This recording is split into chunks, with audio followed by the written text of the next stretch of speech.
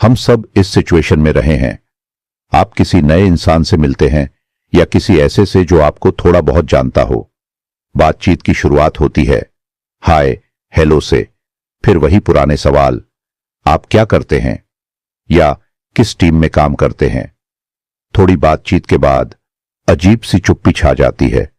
मैं खुद इस सिचुएशन में कई बार रह चुका हूं, सिर्फ ऑफिस में ही नहीं बल्कि अलग अलग जगहों पर भी, जैसे शादी में सालों बाद किसी रिश्तेदार से मिलना या किसी अनजान इंसान से बार में बात करना। लेकिन सोचो, अगर आप किसी से भी खुलकर बात कर सको और कभी भी टॉपिक खत्म ना हो। असल दिक्कत यह है कि हम सबके अंदर थोड़ी बहुत सोशल एंजाइटी होती है जो हमें अजीब बना देती है। हां, यह हर किसी में अलग लेवल की होती है, लेकिन मैं खुद इसमें मास्टर लेवल पर था, बिना किसी चीट कोड के। समय के साथ मैंने अपने 3 तरीके बनाए जिनसे मैं किसी से भी आसानी से बात कर सकता हूं, और वो भी बिना अजीब हुए। अक्सर, हां, हर बार नहीं। पहले तो मैं खुद को ही ब्लेम करता था। मैं बहुत शर्मीला हूं, मेरे अंदर कॉन्फिडेंस नहीं है, या मैं सोशल लाइफ में थोड़ा कमजोर हूं। लेकिन फिर मैंने सोचा, जब मैं अपने करीबी लोगों के साथ होता हूं तो मैं बिल्कुल अलग इंसान होता हूं।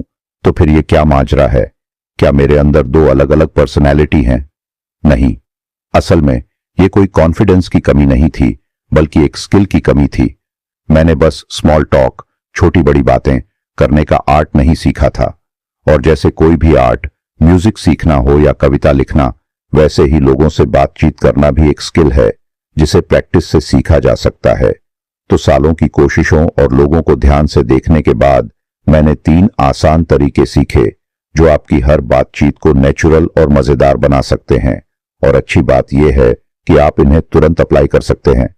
तरीका 1, सही सवाल पूछो। मान लो कोई आपसे कहता है, मैं वीकेंड पर गोल्फ खेलने गया था। अब आप 2 तरीके से रिएक्ट कर सकते हो। 1, ओह अच्छा, और फिर चुपचाप खड़े रहो। 2, इंटेंशनल फॉलो अप सवाल पूछो, जैसे कहां खेलते हो, कब से खेल रहे हो, क्या तुम प्रोफेशनली खेलते हो, किस क्लब के मेंबर हो सकता है आपको गोल्फ में कोई दिलचस्पी ना हो, लेकिन इससे 2 फायदे होंगे। 1, सामने वाले को लगेगा कि आप उनकी बातों में इंटरेस्ट ले रहे हो, चाहे सिर्फ दिखाने के लिए ही सही। 2, इससे बातचीत चलती रहेगी और अजीब खामोशी नहीं आएगी। असल में बातचीत सिर्फ सवाल और जवाब का एक सिलसिला होती है। जो इंसान ज्यादा सवाल पूछता है वही बातचीत को कंट्रोल करता है। पर सवाल पूछने के लिए आपको सही से सुनना भी आना चाहिए। तरीका 2, ज्यादा सुनो, कम बोलो। अक्सर लोग सोचते हैं कि कहूं तो कमाल के कम्युनिकेशन का सीक्रेट ज्यादा सुनना है। मतलब एक्टिवली सुनना, दिमाग में और कुछ ना सोचना, बस सामने वाले की बातों पर फोकस करना। क्योंकि कई बार हम सिर्फ जवाब देने के लिए सुनते हैं, समझने के लिए नहीं। और फिर जब बोलते हैं तो हमारी बातों का कोई मतलब नहीं बनता और सिचुएशन और भी अजीब हो जाती है। अगर आप ध्यान से सुनोगे तो आप सही सवाल पूछ पाओगे और बातचीत नेचुरल तरीके से आगे बढ़ेगी।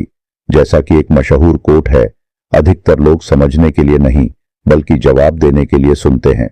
मतलब सामने वाले की बात को ध्यान से समझो, फिर बोलो। तरीका 3, कॉमन ग्राउंड ढूंढो। अगर आपको सामने वाले से कोई कॉमन इंटरेस्ट, साझा दिलचस्पी मिल जाए तो फिर बातचीत खुद ब खुद आगे बढ़ती जाएगी। कभी कभी ये सीधा पता चल जाता है, जैसे दोनों को गोल्फ पसंद हो या दोनों एक ही शहर से हों। लेकिन कभी कभी आपको थोड़ा गहराई में जाकर पूछना पड़ता है, जैसे तुम्हें ट्रैवलिंग पसंद है, तुम्हारा फेवरेट मूवी कौन सा है, तुम कौन सा म्यूजिक सुनते हो। अगर कोई एक भी चीज मिल गई तो उस पर बात करना आसान हो जाएगा। और अगर फिर भी चुप्पी छा जाए, कई बार ऐसा होगा कि कोई भी तरीका काम नहीं करेगा और बातचीत बस रुक जाएगी, तो उसमें भी घबराने की जरूरत नहीं है, क्योंकि चुप्पी भी एक पार्ट है बातचीत का। बस उसे एंजॉय करना सीखो। कई बार चुप रहना भी अच्छा होता है। कंक्लूजन, अगर आप इन 3 तरीकों को फॉलो करते हो, 1, सही सवाल पूछना, 2, ध्यान से सुनना, 3, कॉमन ग्राउंड ढूंढना, तो आप किसी से भी बात कर सकते हो और कभी भी टॉपिक खत्म नहीं होगा। और सबसे बढ़िया बात, आप कभी भी अजीब महसूस नहीं करोगे।